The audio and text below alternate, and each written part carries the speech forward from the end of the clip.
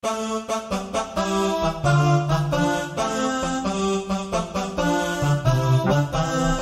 que vous allez bien, mes futurs compatriotes canadiens. Bienvenue encore sur cette chaîne Mon Rêve Canadien, le site ou la chaîne sur laquelle vous avez tout le droit de rêver. Et nous bossons également afin de vous permettre de réaliser vos rêves.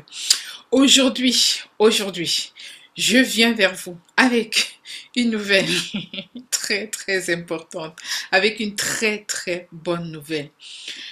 Je tiens d'abord à vous encourager parce que je sais que beaucoup de personnes m'ont dit, voilà, j'ai été arnaquée, le programme de l'immigration canadienne, ça prend beaucoup de temps, ça prend beaucoup d'argent, je ne sais pas par où mettre la tête. Écoutez, je fais pas mal de vidéos et dans toutes les vidéos, vous avez tellement de programmes à choisir. Et chacun a une problématique différente. Il y en a qui ont de gros diplômes et ils demandent quel est le programme que je dois choisir. Il y en a qui n'ont pas de diplôme mais aimeraient également arriver au Canada. Aujourd'hui, je viens avec une bonne, très bonne nouvelle qui pourrait être exploitée par tout le monde, même pas des personnes qui n'ont pas un niveau d'études assez élevé. Par contre, ces personnes devraient essayer de faire un peu de level up au niveau, au niveau des diplômes. Donc, vous pouvez continuer les cours du soir ou des choses pareilles. Alors, je viens vers vous avec le programme de la mobilité francophone. C'est un internaute qui m'a demandé dernièrement pendant le live, ah, parle-nous de la mobilité francophone. La mobilité francophone, c'est une très bonne chose. Étant donné que le Canada a environ, j'ai compté peut-être c'est minimum 9 types de programmes pour l'immigration canadienne. Et alors, j'ai fait des recherches sur la mobilité francophone et j'ai trouvé que c'est super intéressant. Même si ce n'est pas intéressant pour tout le monde, au moins c'est intéressant. La première nouvelle dans la mobilité francophone, c'est quoi? C'est pour les francophones. Parce que je sais que c'est beaucoup de francophones qui me suivent. Et ensuite, il y a des gens qui m'ont dit, mais tiens, pourquoi est-ce que moi je dois faire les cours de langue alors que je suis francophone? Alléluia, vous êtes servis. Dans la mobilité francophone, vous n'allez pas forcément présenter des tests linguistiques parce que vous êtes exempté de tests linguistiques. Pour ceux qui sont francophones, ça veut dire quoi être francophone? Ça veut dire que vous parlez le français presque tous les jours, vous avez étudié en français et ainsi de suite. C'est ça un francophone. Donc si vous venez là que vous avez appris le français 1 an, bon, il va falloir prouver quand même que voilà quoi. Et dans ce programme, comme je disais tantôt, vous n'êtes pas obligé de faire des cours, des examens de langue, mais si l'agent de l'immigration se rend compte que, ah mais tiens, je ne suis pas trop sûre sur le gars ou la fille, elle est francophone, on pourrait vous obliger à faire un test linguistique. Et dans ce cas, on va vous demander le niveau 7.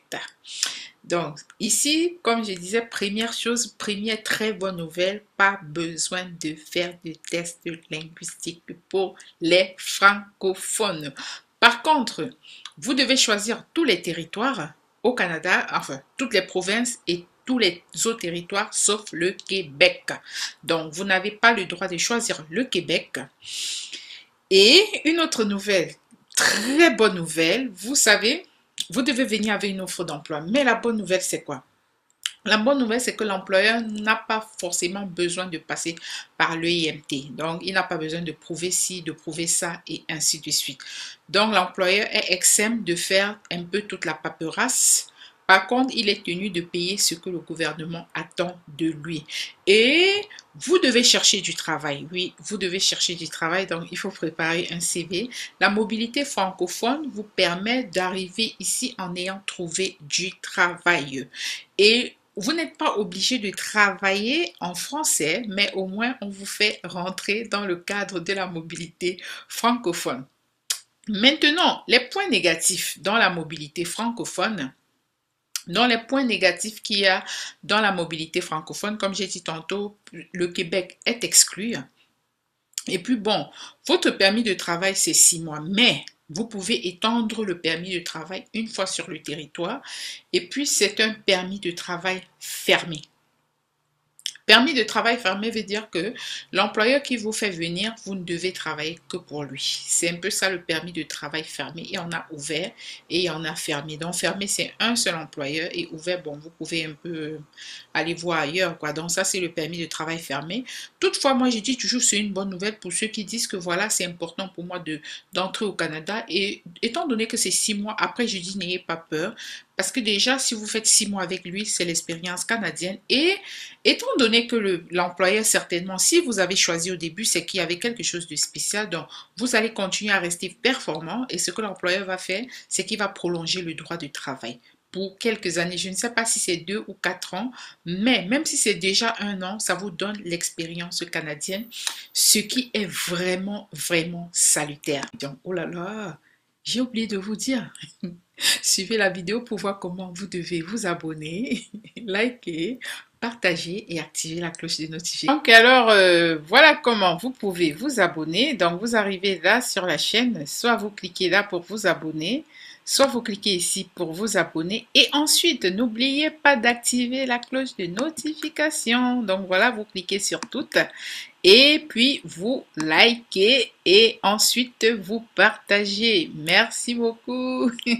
Votre employeur, comme je disais tantôt, il n'a pas approuvé que quelqu'un ne pouvait pas faire le boulot, tout ça, tout ça. Bon, vous savez, d'habitude, quand les employeurs embauchent depuis l'extérieur, il y a des preuves, en fait, qu'ils doivent donner. Donc, dans ce cas-ci, il n'a pas besoin de prouver tout cela et ça lui coûte 1000 $ pour prouver que, voilà, j'ai fait des recherches et ainsi de suite. La bonne nouvelle également, c'est que votre employeur, il n'a pas à débourser les 1000 $ pour faire des recherches partout, par-ci et par-là. Donc, il va payer juste quelque chose comme 240 $. Et puis maintenant, le programme, généralement, c'est pour ceux qui ont un certain niveau d'études parce qu'il va falloir que vous soyez dans la classification, il va falloir que vous ayez le niveau de compétence 0, A ou B. 0, c'est pour les grands gestionnaires, les grands directeurs. A, c'est généralement pour ceux qui ont étudié, donc bachelor, master, doctorat. Et puis le B, c'est pour ceux qui ont quand même un certain niveau collégial. Je crois, c'est un peu comme bac, niveau bac chez nous dans le système francophone ou peut-être bac plus 2, quelque chose comme ça. Mais au moins, vous avez une certaine expérience universitaire. Donc voilà, en conclusion, c'est ce que je voulais vous présenter. C'est juste ça la mobilité francophone. Hein. Donc, vous ne payez pas, vous ne faites pas d'examen de langue, vous allez juste prouver que vous êtes, voilà, un francophone. Mais si l'agent soupçonne que, voilà, on n'est pas trop confiant, ils seront donc obligés de vous faire passer, de vous demander de fournir un examen de langue. Et puis maintenant, l'employeur qui vous embauche, hein, il n'est pas obligé de passer par tout le tralala à prouver les si que tel n'a pas pu faire. Voilà, c'est pour ça que je cherche à l'étranger. Non, il n'a pas besoin de prouver tout cela. Donc, il va, et c'est moins cher pour lui, ça lui revient également moins cher. Il paye juste 240 $. Et puis maintenant, vous de votre côté, il y a certains frais dont vous devez vous acquitter. Je ne sais pas, c'est pas plus de 300 $. Et je n'ai pas pu trouver combien dure le délai. Je n'ai pas également trouvé le formulaire.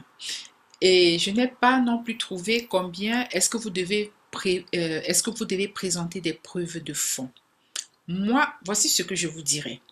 En fonction des provinces, hein, moi, je sais par exemple que si vous allez vivre quelque part comme dans l'Ontario, parce que nous savons déjà que le Québec n'est pas dans le groupe, parce que si l'emploi est au Québec, vous n'avez pas le droit. C'est non, c'est non, c'est non.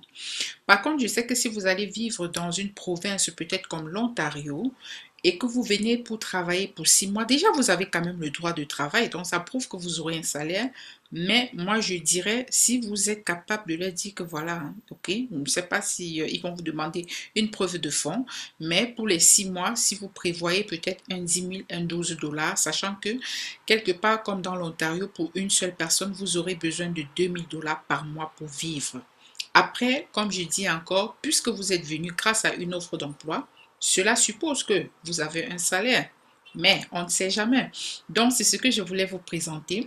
Et dans une autre édition, je vais vous montrer comment rechercher du travail au Nunavut dans le projet de la mobilité francophone. C'est important. Par contre, le Nunavut, oula, c'est loin, il fait froid. Donc voilà, c'est pour ceux qui disent que voilà, je vais quand même arriver au Canada. À nous revoir dans la prochaine édition.